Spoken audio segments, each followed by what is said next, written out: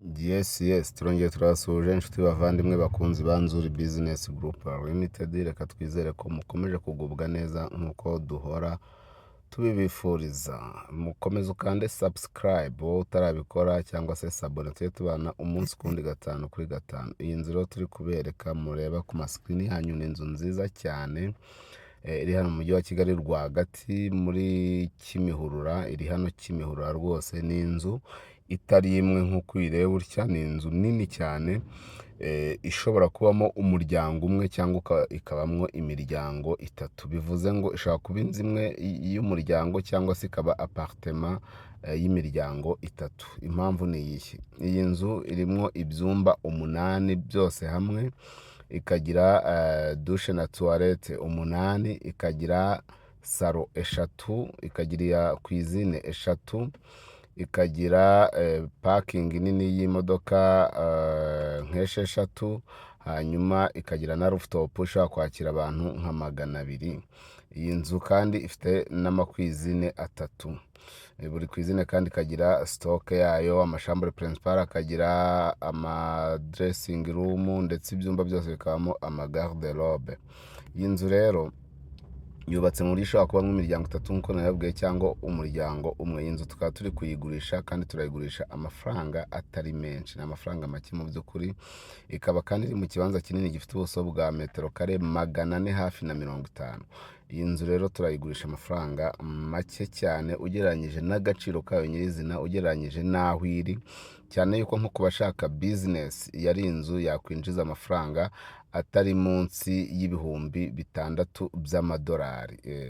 Ni ukuvuga ngo rero iyi nzu uko nabwiye ko irimo inzu 8, ndagira mbabwire yuko buri gice kigiye gifite, hari igice gifite ibyumba bitatu, hari n'igifite ibyumba 2. Yes, bitatu, 2. Buri cyumba gifite dushe na toilette.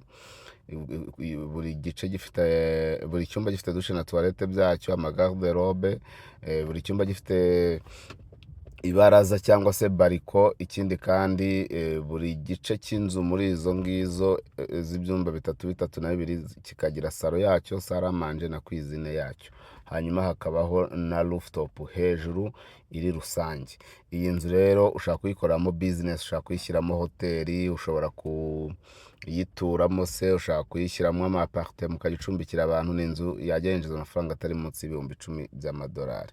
Inzu rero rwose ntigucike kuko iri kugurishwa amafaranga kandi makeya. Ni inzu iri kuri kaburimbo hano Kimihurura, nta yandi rero ishaka. Ni miliyoni 700 zonyine z'amafaranga y'u Rwanda, kandi ziri negociable. Miliyoni 700 zonyine kandi ziganirwaho. Iyi nzu urabasha kuyegukana ibe iyawe. Ni karibu cyane rero iwacu muri Nzuri Business Group Limited. Umukiriya ni umwami, tubafasha kumanaginga imitungo yanyu, tukabafasha kuyibyaza umusaruro. Waguze inzu nk'ingi ukatubwira uti dushyiriremo abakiriya, ubundi ugira nuko bazayabishyura, njye mbona amafaranga yanjye kuri konte. Ibyo ni mu kanya nk'ako guhumbya muri Nzuri. Si ibyo gusa kandi, kuko tukubakira amazu meza nk'aya ngaya, n'ari hejuru n'ari munsi yayo, tukakubakira neza cyane kandi vuba, kandi mu buryo butaguhenze. Ari nako kandi tugufasha kugura no kugurisha imitungo yanyu. Ni karibu cyane rero, komeza ukande subscribe cyangwa se sabone. kandi washatse serivisi zacu, wakunze inzu, waduhamagara kuri 0788 48 67 97 cyangwa se 0781 2 3 Si ibyo gusa rero, kuko ushaka kudusanga ku zindi mbuga nkoranyambaga zacu, Instagram, TikTok, X, hose n'ubundi twitwa Nzuri Market. Ni karibu cyane rero, tubahaye ikaze. Ciao.